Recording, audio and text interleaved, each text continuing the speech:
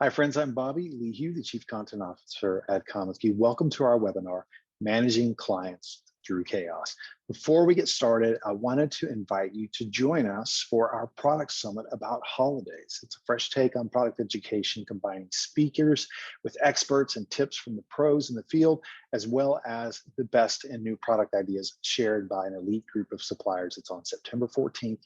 2021 from 2 to 5:30 p.m. ET. You can register at commonsku.com/product summit. Also, the event is kicked off by Lumi's Jessie Janae. If you haven't heard Jessie, she is amazing. She's talk about packaging and what we can do to create an amazing unboxing experience. So I hope you'll join us there. So now on to our presentation. First, who am I? Some of you might know me, some of you might not. But prior to joining commonsku, I was a distributor for 25 plus years. I ran a company called Robin. I was the CEO for 15 plus years. And we had a focus on company stores and shops. Now, why is this relevant? Well, clients range from seven-figure company stores with over 1,500 items to $20,000 shops. The reason why it's relevant for our discussion today is that running a fulfillment company where you're shipping 50,000 packages out the door, where you have a part e-commerce, you have sales, you have marketing, operations, customer service, you're never without problems. And so I got sort of a masterclass in problems all the time. There's never a question about what kind of problem we have today. It was never a question, about how many problems that we're going to have today. It's more a question of what kind of problems are we going to have today. So all of that to say, it sort of prepared me for a season like this, where you have a higher concentration of problems like we're having supply chain problems in the industry right now. Now, as the Chief Content Officer at commonsku, my job is simply to help you kick ass in your business. All right. So one thing I want to admit and sort of commiserate with you for just a brief second, and that is it is really, really tough out there. I've talked to so many pros in the business, folks that have an incredible amount of experience, and they say it's worse than it's ever been. So I want to acknowledge that with you right now, but that's not what we're here for. We're not here to commiserate. There's plenty of time for that. In fact, what I would suggest is that we all create less of an echo chamber within our own businesses and within the industry, and more solutions, that we talk with our suppliers, that we talk with our colleagues and our coworkers, and we talk with clients about solutions, less about the problem. So hopefully you'll take away a few of those solutions here today. All right. Another encouraging thing is that I want to point out, ASI had a research study that they showed that we had this last quarter was the most profitable quarter in terms of sales or growth that we have seen in the industry. So it's a first spike in sales growth we've seen like this since 2019. In fact, 63% of distributors showed a sign of growth. Now, you might say that's not really good news because we're coming from, out of the pit of despair, so to speak, from last year's sales. But it is good news because folks are growing despite supply chain problems. So that's a beautiful silver lining on the problem that we have here today. All right, let's get on with it. 12 quick tips from the pros. These are all 12 tips from folks that I love and admire, and I want to thank them right now for providing this information and sharing from their expertise. But let's get it right into it. Number one, first tip was shared to me by Shauna Keene, the VP of Sales at Juice Marketing. Juice Marketing is this amazing distributor. They do video production, they do branding, they do all kinds of things that, outside of just promo. And so they're constantly tackling projects that are sort of out of scope, if you will, in terms of what the rest of us would probably figure would be something we would do on the regular. So they're real accustomed to taking projects from clients or seeing roadblocks or seeing a wall and going, all right, let's figure out how we can do this different. Shauna said, never say no. Period. Note the period. Yes, never say no, even during the season. What she said was this: sometimes we must say no, but we should do so in a way that doesn't create roadblocks between the customer and us. Instead, we always want to focus on new avenues of opportunity. Changing how we say no has power. No, we can't do that, but yes, we can do this. So love Shauna for that advice. And Shauna's advice is followed closely by Sandy Gonzalez's advice that also said something similar. Sandy Gonzalez is the CEO at Made to Order, and she was recently recognized as ASI's Woman of Distinction for the year. She has an amazing career. She has spent her entire career in this business, and she has trained a lot of salespeople. She said to me something very interesting. She said, I've noticed a lack of confidence with even seasoned pros in the business lately, and certainly with new folks coming into the industry. And she said, confidence is one thing you kind of learn is how to have confidence with conviction, despite the challenges that are going on in the business. So there's a lot of things you can have confidence in right now. No, you can't have confidence in maybe inventory. You can't have confidence in production time. You can't have confidence in freight. What can you have confidence in? You can have confidence in an industry with a wild variety of options. You can have confidence in your history of solving problems. You've done it before, you can do it again. You have confidence in your team that you'll explore, research, and dig, and you have confidence in your ability to find options, alternative methods, different types of shipping, all kinds of options open to you today. Sandy used a great example. When you go out to dine at a new dining experience and you have expectations that are pretty high, you ask the waiter, the server, what do you recommend? If the server's response is negative or even just flat, it sort of sours the experience a little bit. When you have that server who says to you, you have to try the steak, it is divine. It's fascinating because it ignites, it's sort of the spark that begins your experience. You know what? The steak may not be the best thing on the menu for you, but the confidence that waiter had in suggesting it does something to you. It eliminates all those choices and worry, and it just makes you relax and have a good time. That's the kind of confidence that our customers can hear from us. In fact, words speak volumes. The words we use often in our industry are quite negative, and for a good reason. We'll get to that in a minute. Like, for example, I doubt it's possible with that kind of imprint, but let me look into it. I'm not even sure we can get it. Let me check with my supplier. I don't know about shipping to that many locations, or I highly doubt it based on that quantity. Inventory is low everywhere. I don't think we can produce it in time, but I'll make a few calls. Notice what that negative language, it's just, I doubt, I'm not sure, I don't know, highly doubt, I don't think. That's not the kind of language we want to speak to customers. That's not the kind of language we want to enforce with them. We want to make sure that they understand we can be their trusted partner to find solutions. Yes, there are major challenges out there. You do have to offer full disclosure, which we'll get to in a minute. But just be aware of how you speak to your clients and how we're working with them moving forward. Number 3, this comes from Brian Pape at Mir. I had a great interview with him on a webinar that we did. He talked about this shift from moving from values, which he said were like these pretty statements that they would put, on a poster at their headquarters, to actual practices, moving from values to practices. And several of the practices that I thought were amazing that he added was baking yes into your team. So the values they used to have were these, great solid values, but they weren't really actionable.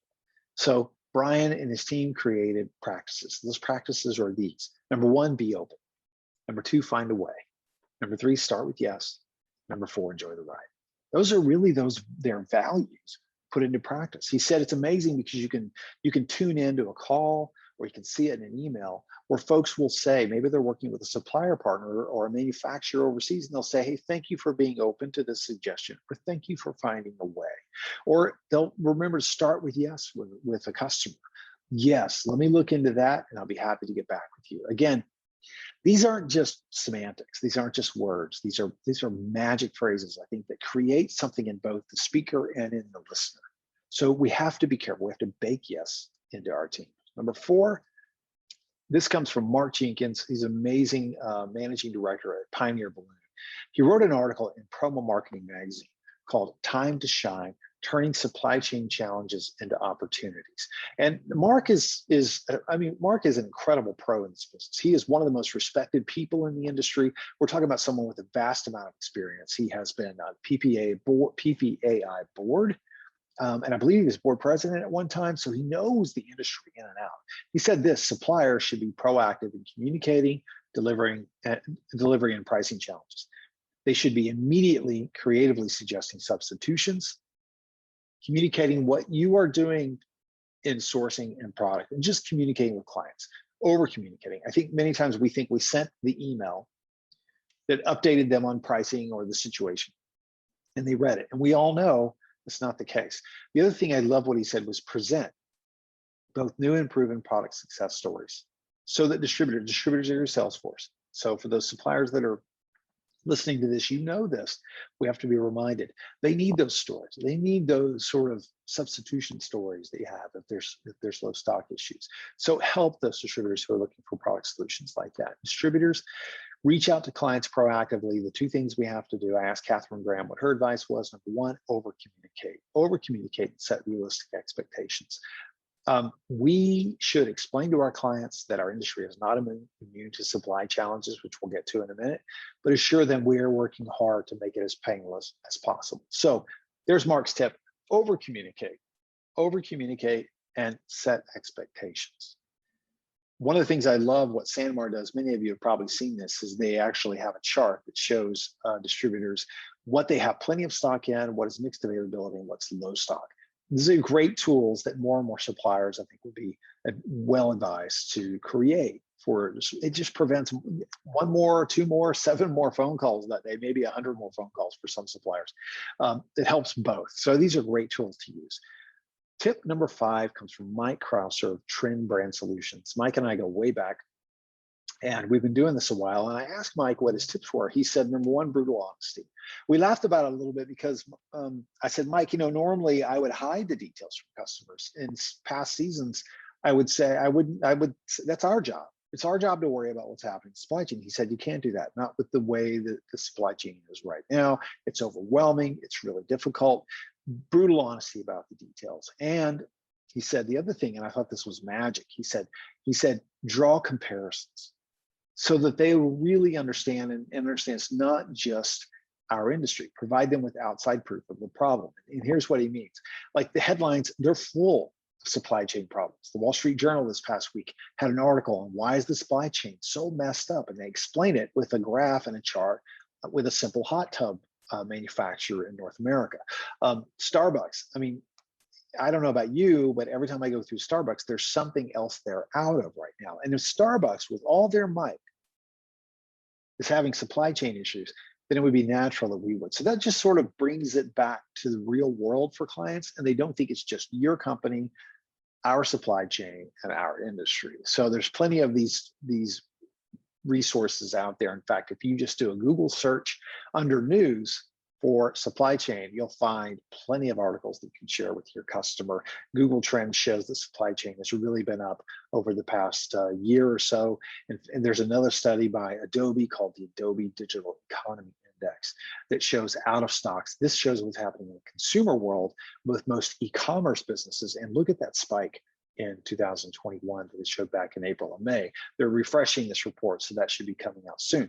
But these are the kinds of examples that we can show to clients so they can understand, and that the whole world is like that. All right, let's move from defense to offense. Proactive steps that you can take. My favorite tip probably comes from John Foe. John, as you can see, is quite creative. He is a different breed of cat, as someone once told me.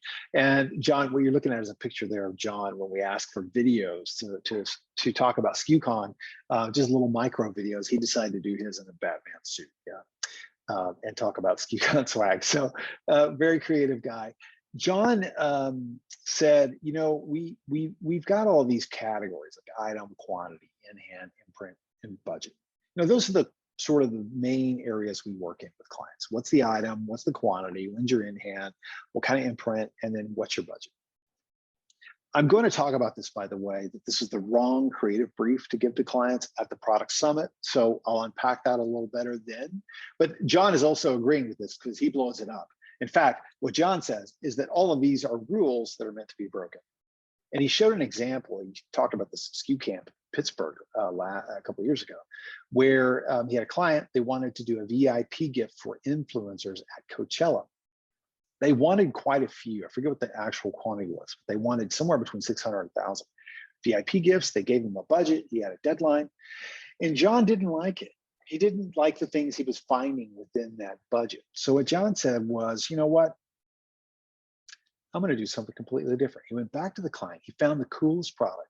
The coolest product was an actual sourced vinyl record player. I think that what it was actually a little Bluetooth speaker that looked like a record player. The challenge was the unit price was 6 times the unit price that they had budgeted for. So John went back to them and suggested this, and they said, John, you do realize that's 6 times the unit higher than the unit price that we gave you. And he said, of course. He said, order less. order less. And that's exactly what they did. Instead of ordering that massive quantity at that budget, he didn't just take dictation from a client. And that's what we have to be careful about doing. He blew up the rules and said, you know what? Let's see how we can get there with the client by doing something different. Here's the cool part. The client ended up increasing their budget by 20%. By 20%. So think about it this way. John actually got the same order, same gross sales volume, and then he had an increase with it. Why? Because he was thinking outside the box. He wasn't just taking dictation. He wasn't just finding the resource. John was really discovering how to break the rules. All those rules are meant to be broken. One interesting sort of side note is in the auto industry, new car sales have just gone through the roof. And new car sales, the average price for cars went through the roof in July. Now, we know the auto industry is hit hard, and it's actually been hard to find cars because of the supply chain and stock issues. But the consumers were on track to spend $48.7 billion on new vehicles in July, the highest on record for the month of July. Prices rose for cars on average up to $41,000 for the first time ever. So a little silver lining that's happening here. You know, we don't want to just be all doom and gloom. There are options. There are things happening in the market that might surprise us. Okay. Now back to John's point about how do we actually do this? How do we help a client when we blow up the rules? A tip that comes from my good friend Becky Duckett. She and I work together at Robin. She is masterful at sales, and she is really good at problem solving. Becky's been working with clients for years, some of the most difficult clients that there are, and wonderful clients, but she also has had her hands full for years. She's just, her equilibrium is like this. She's just amazing. But Becky, you'll have to ask her if you know her about the wreath project that we did for Harry and David, where we had a 6-figure order of freshly cut wreaths break down in the desert, I think it was. And you don't want that happening. We were going to bring these wreaths into the warehouse, attach an ornament, got a letter from the CEO, and it was going to be the gift to their primary people for their business, primary VIPs. And we didn't want to end up sending somebody a fire hazard by sending them a dried incendiary device to hang on their door. So we were panicking, trying to get this in. Long story short, Becky found a way. All right, she found a way. You'll have to ask her for the rest of the story. Here's what Becky said. Becky said, when a client gives you a criteria, like what John said too, is that you have to step back and ask, what's the client really trying to accomplish here? If they have an outdoor event and it's 1,000 pieces and they gave you a budget, often we just work within those parameters. What if we did something different? What if we said, what is your goal here anyways? I know it's to get exposure, but what is this event? Why is it important to you? One of the things, for example, that could happen is that you have to look at alternative ideas and solutions. There could be that maybe there's a different way to reach that audience. Maybe there's a way to reach that audience at a different time. There's all kinds of things that you can do. So step back and ask, what is the client really trying to accomplish here, and can we accomplish it in a different way? All right, tip number 8. I picked this up as I was reading an article in GQ, don't judge, about James Jebbia, the founder of Supreme, because I'm fascinated by what the fashion industry does in parallel with our industry, in concert with our industry. It's a really cool parallel because we can learn a lot from them. Well, James Jebbia, if I'm pronouncing that right, James, we go by first names. James created this phrase called the drop that the fashion industry now uses. It's ubiquitous, it's everywhere. We all know about the drop. In fact, Kanye West released his album Donda this week and had his merch dropped this past week that folks have been waiting for. So the drop is very common vernacular. Funny thing is that Supreme didn't create this because they were masterful at strategy. In fact, in the interview with GQ said, can you give us some insight on your intention for selling the collection this way? And he said, no. For us, it wasn't any kind of strategic plan. It was more out of necessity. When we made things, we didn't have the certainty and means to be able to order an item for the whole season. So he had his limitations. He had these limitations that he couldn't work within, so they had to break the rules. They had to adopt something completely different. You can adopt the drop with your clients. You have shops and stores. I highly recommend that you adopt the drop because really you can introduce spring and summer gear, fall and winter gear. You can do weekly drops with clients, monthly drops with clients. Stock out can be changed into scarcity. So scarcity will drive the value of product up. It'll create that buzz. It'll create that energy. It'll create order now or you're going to miss out type. It's just that way we change the rhythm and the language of how we're doing business. So this can apply in different areas, not just shops and stores, but adopt the drop. All right, number 9. This is something I learned when we had a difficult client. A large client reach out to us and say, can we meet with your team? And I want the senior VP said, I want to meet with you and your team, and I want to meet with me and my team because we got a lot of problems going on with this account, with you guys. And we said, sure. So I got with our team and we looked, I said, we need history. We need to know what's going on. We need context for all these problems. And so we ran reports to see how many transactions we had for the past quarter. And I learned this the hard way. So we sat down with the clients, kind of a tense meeting. We sat down to visit. It was very formal, and they roll out the problems. They're like 4 to 6 problems. I don't remember the exact number. There were a few that were high profile, so they were legit problems. They weren't that they weren't legit problems. But then we showed that we had something between 100 and 200 transactions for that quarter.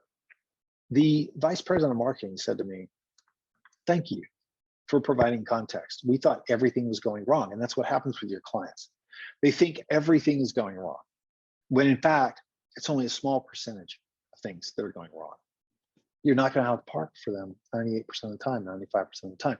So where and how can we do this proactively? Instead of me having another client beat us over the head and drag us to a meeting to point out what's wrong, why don't we be proactive and be offensive about it? Go on the offense. Establish a quarterly meeting with a customer, a monthly meeting with a customer. I usually suggest quarterly and every 6 months, but in this season that we're in, it might need to be quarterly, it might need to be monthly. Depends on the client. But you're not there to talk about the latest fire. You're not there to be a firefighter. You're there to actually help them proactively think about solutions in the future. Here's what you could cover in your quarterly meeting. Number 1, you can give them a supply chain update. Just tell them what's going on. Contact 2 or 3 of your favorite suppliers, aggregate some of their messages from the marketing that they send you, and give them a supply chain update. It very well could be a lot of I don't knows, but at least gives them some insight. You can also grab, as we've learned out in Google News, what's happening in the supply chain worldwide. Number 2, the previous year's projects.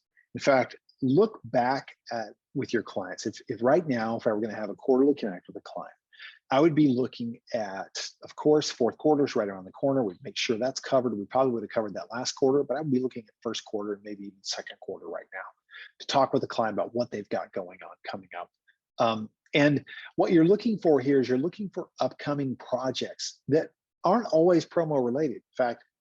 In fact, you just want to know what's big on the horizon for them. Maybe they've got an increase in hiring. Maybe they've got an increase in sales or decrease in sales. You kind of just want to know what upcoming projects they have. By the way, back to the previous year's projects, something I would often do is go and look at my annual report and look at orders that were over a certain amount. 5,000 was my magic number. I wanted to know every order that was over $5,000, and I would sort of run that monthly and quarterly, and we would review that with clients. It had nothing to do with supply chain issues. It had to do with not wanting to lose that revenue and making sure we got a reorder for that. We don't have a lot of repeat projects in this, repeat orders in this business, but we have a lot of repeat projects. So, all right, number 4, make this quarterly connect a party. Right? It should be spec samples. It should be a great way to establish new sales, get them excited. What happens when you turn into a party like that, where it's basically like a reveal and new products and new ideas, they end up inviting their colleagues. And that's a great way to do one of the most important things, which is to ask for referrals. Asking referrals. The quarterly connect is a great time to ask for referrals, because if you ask the client in the heat of the battle for a referral, they're busy, you're busy. Right now, what you're doing in context is you're shaping the conversation, reminding them of the successes you've had, and that, you might say, who else in your company should we be talking to? Who else do we need to be servicing this way, taking care of, making sure that we promote your brand, not just sell you a bunch of merch? How else can we help? So quarterly connect, I highly recommend you do it. All right, number 10, cost mitigation and negotiation. One of the things that I've learned in working with clients is that you want to be incredibly careful how you handle problem resolution in the heat of the battle. It really can make a big difference. One way that this helps is to understand the lifetime value of your clients. For example, One time we had a $20,000 order go south. It was actually $20,000 net cost. It wasn't exactly client's fault, and it wasn't exactly the supplier's fault, and it wasn't exactly our fault. You know where you've been there, right? You know where I'm going. It was really undefinable. You couldn't figure out who to pin the problem on. And $20,000, I don't care how big you are, is a lot of money to eat. But we had a policy where if you weren't happy with your order, you were going to replace it. And in context, this was $1 million customer. So does it help swallow $20,000? Not really. It still goes down pretty hard, but it at least helps you sleep a little better at night that you're going to recoup that loss. Okay. So just to understand the lifetime value of your clients, it also helps you with understanding how big the fire is.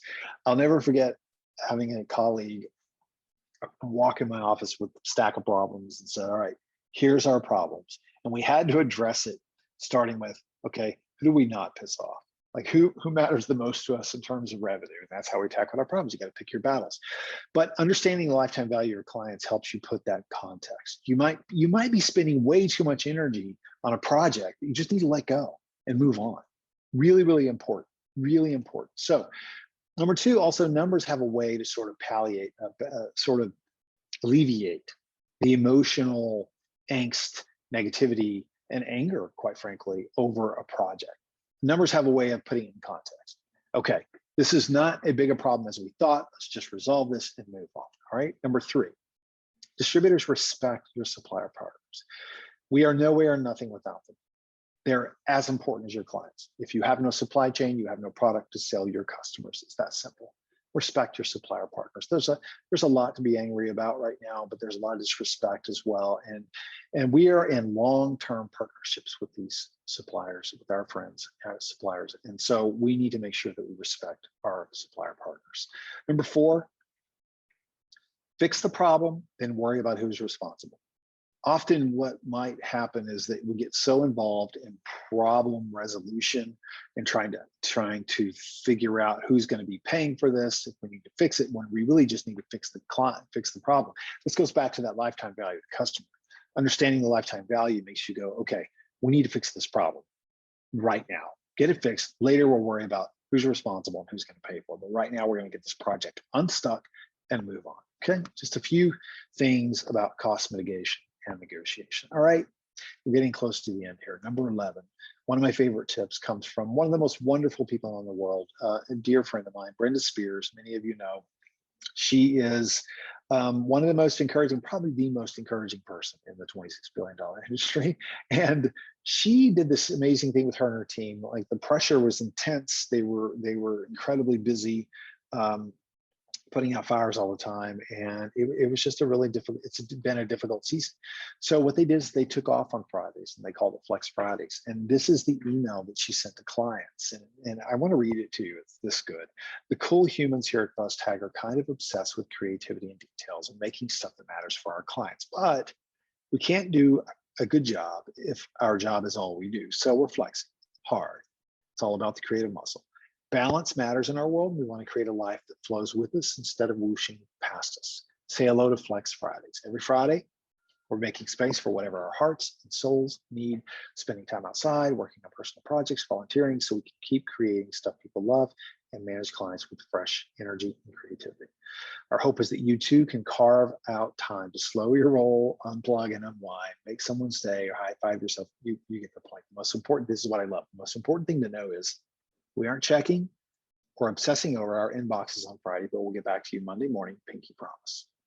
What a great project. You know what happens too, and this happened with them as well, is when you roll that out to clients, the value of your clients value of you to your clients doesn't diminish, it actually grows because the people respect that. It's a different world that we're working in now. And I think post-COVID, these are the kinds of things that we need to be careful that we do, not only for our team, but what a great example to our clients as well.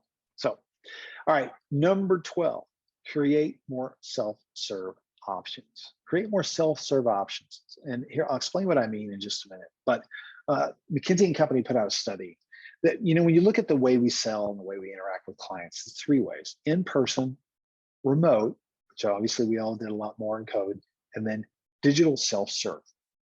Interesting study, largest study done with B2B buyers proved that B2B buyers prefer remote human interactions or digital self-service, almost 2/3 of it. So that close to 80% preferred it this way as opposed to in person. Now, what does that really mean? What that really means is that B2B buyers aren't just moving to omnichannel. They've arrived, according to McKinsey. Given the choice of in-person, remote, and e-commerce channels, purchasers have shown they want them all. McKinsey's research on B2B decision makers confirms that it's not a trend, it's not a pandemic workaround, it's a critically important fixture for B2B sales globally. The reason why I bring this up is that we launched, just a few weeks ago, we launched portals. These are portals for clients so that clients can actually go and see what projects they have working. Digital tools, for us, the interesting thing happening in the B2B world, B2B e-commerce is taking off. Now, I'm not suggesting a 4-input style model. I actually think the most profitable model is consultative with digital tools. So that's why we're building this at commonsku, something like portals that allows your clients to manage their projects and see what's happening with their projects in the pipeline, to save you all of those "where's my order," "how's my order going" emails and calls that you deal with all the time. To introduce this feature and to talk about some of the benefits. And it's a brand new feature, so it's fairly new. Even Caressa Wells is joining me from Cross Country Specialty Advertising. Here's my interview with Caressa. Thank you for being here. I'm so glad you joined us. And I have to mention real quick, some folks will find this hilarious, that Caressa and I met because Nate Bailey is a distributor out in Portland, runs a really kick-ass distributorship out there. And Caressa met Nate in Portland. And Caressa was like, I would love to chat with more folks, maybe folks that might have a lot of experience in the business. And Nate said, you need to talk to Bobby. And Caressa is what, maybe 30 minutes from me, 20 minutes? Yeah. I don't even know if you're that far from me here in Oklahoma City, right? And she's right here. And Caressa's like, who's Bobby?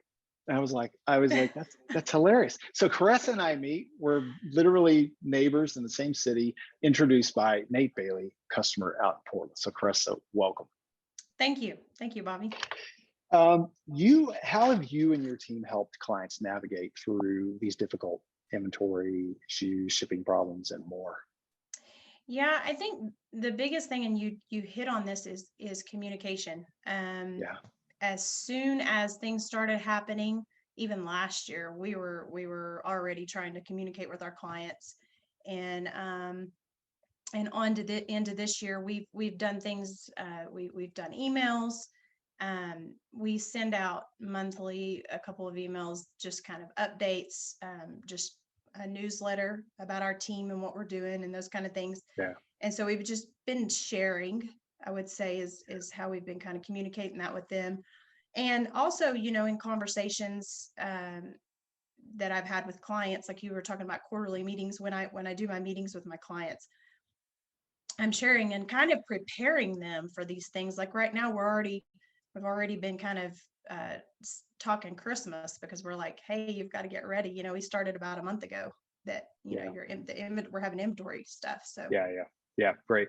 You had I didn't explain client portals to everyone because I wanted to hear from you. I want to hear from a customer using them. As going back to the McKinsey study, when we talk about building more self-serve tools for our clients, wouldn't it be a dream world if we could have our clients access where their projects are at, where they're at, and instead of this always back and forth about any hand? So you jumped right into client portals. It's a brand new feature that we launched. Can you explain portals to attendees?